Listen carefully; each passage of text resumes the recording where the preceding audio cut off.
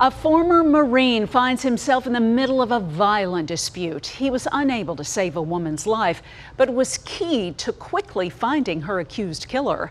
Fox Files investigator Chris Hayes gives us an exclusive look at the unbelievable testimony heard inside the Madison County courthouse.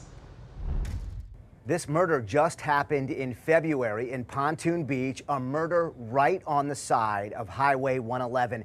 The trial is already underway because the defendant almost immediately asserted his right to a speedy trial. Before we tell you the suspect's name, we first need to introduce you to the two heroes. Stephen and Stacy Odell both testified Tuesday in this murder trial.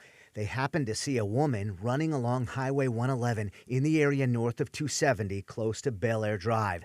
They said the victim was sometimes hiding along the road as her 60-year-old boyfriend apparently stalked her in his Ford F-150. Stacy and Stephen were both working nearby that day, driving separate vehicles.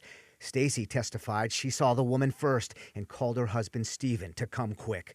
Stephen Odell testified he pulled over near the woman, adding that she ran in terror to his vehicle, even though he was a stranger.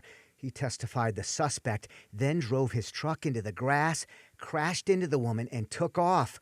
Odell said it severed one of the woman's legs and that he used a truck radio cord as a tourniquet and called 911. Prosecutors played the frantic call in court in which you could hear Odell trying to keep the victim, Lisa Donovan Polak, alive.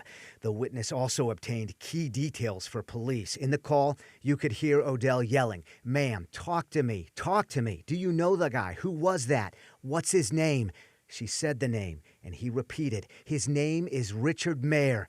The victim died, but Odell helped police quickly find the alleged suspect.